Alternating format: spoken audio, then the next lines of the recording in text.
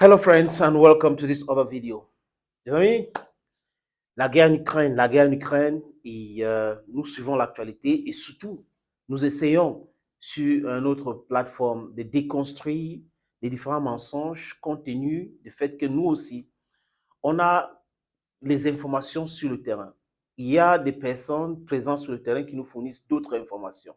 Et quand vous corroborez ces informations-là, vous allez le voir qu'il y a la prudence sur les médias anglo-saxons. BBC, beaucoup de prudence.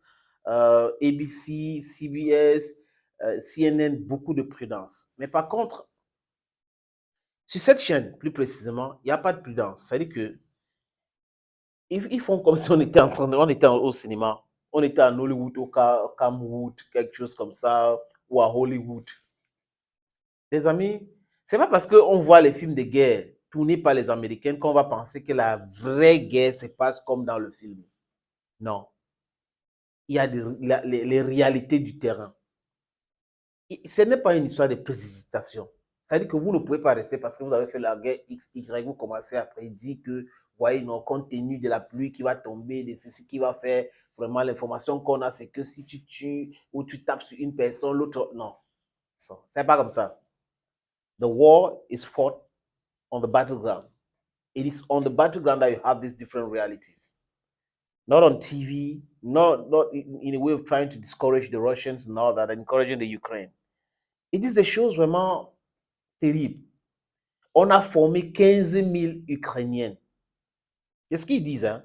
Ils ont formé 15 000 Ukrainiens qui utilisent tous les systèmes d'armement. Donc, et ils disent que la Russie n'a pas des hommes. C'est incroyable d'écouter de tels propos sur un plateau où we just have pros, we don't have cons. C'est ce qu'ils font. C'est-à-dire que tout le monde qui est sur le plateau dit exactement la même chose, donc chante la même chanson ukrainienne.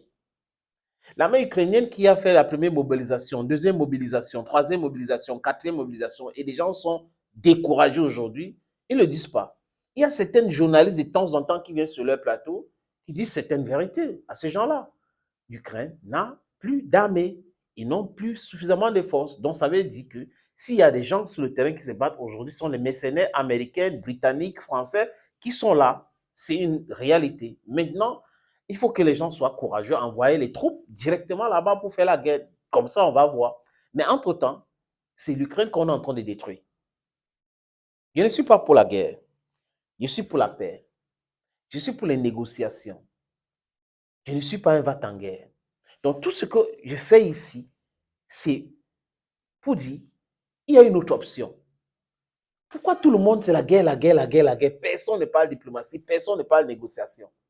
Et ils sont là dans les scénarios abracadabrantes, en train d'expliquer sur le plateau, dans le confort de la clim, dans le confort de leurs chaises, comment l'Ukraine va pouvoir gagner. Et Zelensky dit, sur BBC, que nous ne sommes pas prêts à lancer notre grand contre-offensif.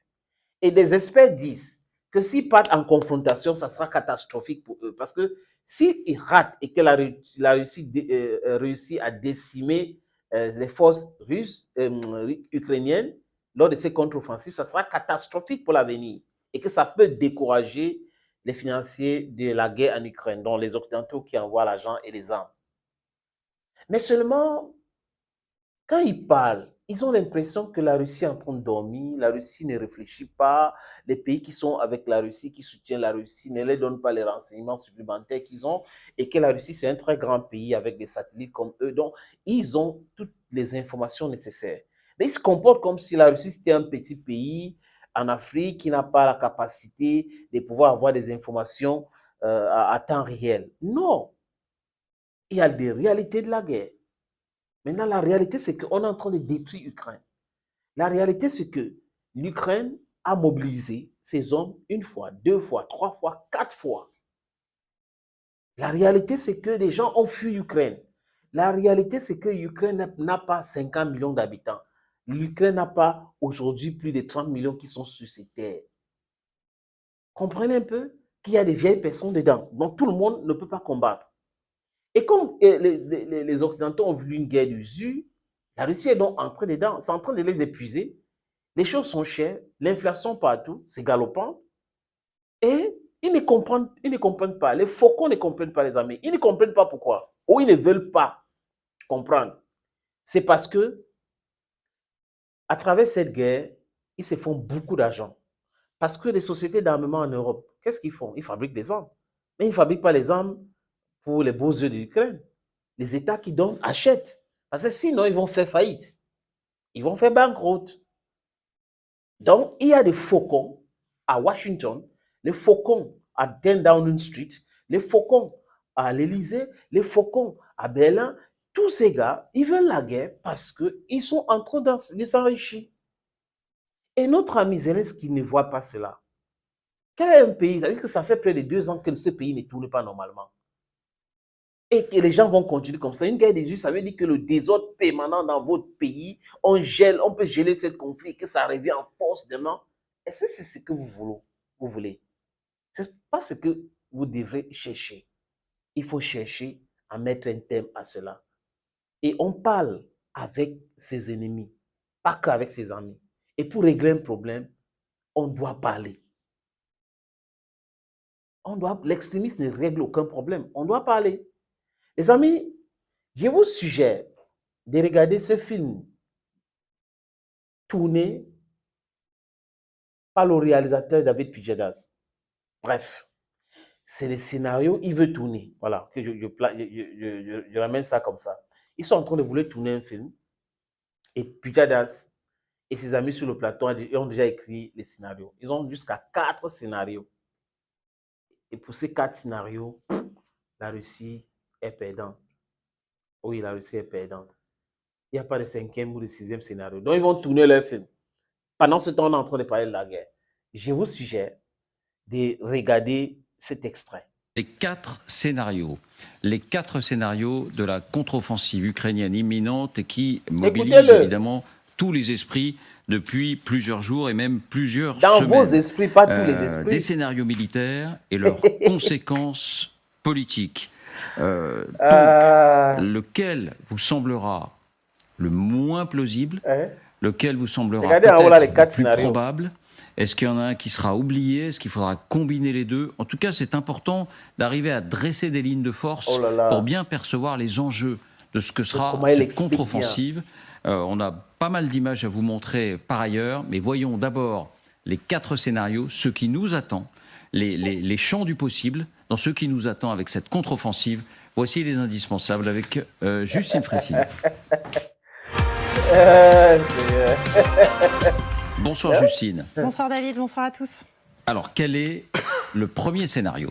Allez-y, premier scénario. Notre analyse, elle s'appuie sur cette longue enquête de l'Express signée Paul Véronique et Clément Danier. Ils ont par exemple interrogé Ben Hodges, ancien commandant de l'US Army en Europe, Thomas Reyes, professeur à l'École supérieure de la défense nationale de Stockholm, le général Nicolas Richoux, ancien commandant de la 7e brigade blindée française, et donc vous, le général Trinquant. Donc 4 personnes qui sont pro-ukrainiennes. D'une percée ukrainienne, l'armée de Kiev parvient à enfoncer les défenses russes sur un endroit du front et à avancer sur plusieurs dizaines de kilomètres.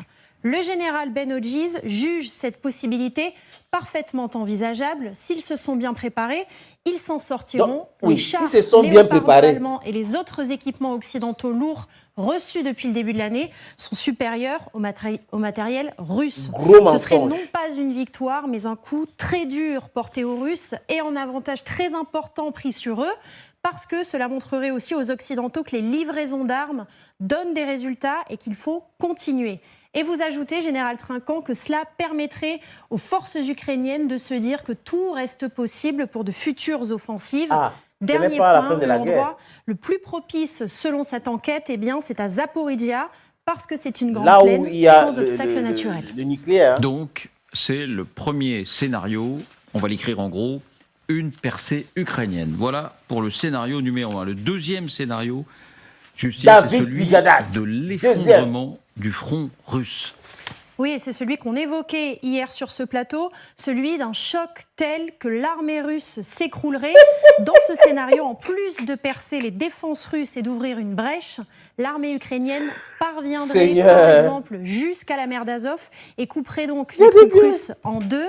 Résultat, plus de ravitaillement venu de Russie pour les troupes du Sud, à part via on parle de la guerre, pas le film. On serait donc énormément réduit. La désorganisation et la débandade en seraient la conséquence. Et puis, vous le voyez, cela pourrait même permettre à Kiev d'attaquer sur un autre front, celui du Nord, avec par combien exemple, d'hommes? ici autour de Lysychansk et de Kupiansk. Et donc, pour Thomas Reyes, on ne peut exclure une situation analogue à l'effondrement de l'armée russe pendant la Première Guerre mondiale. Les offensives austro-allemandes avaient provoqué le recul de l'armée russe et cela avait donc débouché sur la fin de l'Empire russe, sur la fin des Romanov et sur la Révolution russe. La grande question, ajoute Thomas Reyes, est de savoir si Vladimir Poutine pourrait y survivre. L'Ukraine, en tout cas, serait en position de retrouver ses frontières de 2014. Premier scénario, une percée ukrainienne. Deuxième scénario, l'effondrement russe. Quel est le troisième scénario ? Eh bien, c'est celui du statu quo, un gel du front. Malgré toute leur préparation, les chars ukrainiens butent contre les fameuses lignes de défense russes et n'arrivent pas à les percer. Ces défenses, on les connaît, ce sont les fameuses dents de dragon, les fossés anti-chars, les tranchées, les rangées de barbelés, les champs de mines. On en parle depuis longtemps et vous allez les voir sur cette carte. Elles sont disséminées sur les 2/3 du front, environ 800 km et parfois même, on le sait, sur plusieurs couches successives. On ne peut exclure que les Russes se montrent plus habiles en défense qu'à l'offensive, indique le général Richoux.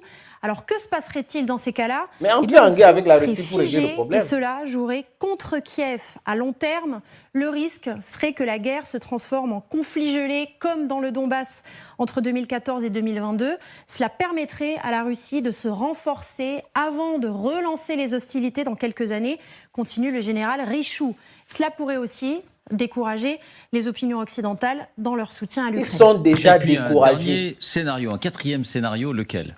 Le film. Eh bien, disons-le clairement, c'est le scénario du pire pour Kiev. Non seulement la contre-offensive ukrainienne est impuissante, mais en plus de cela, les forces de Kiev s'épuisent, les Russes parviennent à contre-attaquer eux-mêmes et à enfoncer les positions de Kiev. Par exemple, vous le voyez dans le Donbass, près de Bakhmout et Donetsk, là où ils sont les plus forts, voire même, vous allez le voir, sur le front de Zaporijia. Dans ce cas, on ne sait absolument pas jusqu'où la Russie peut aller.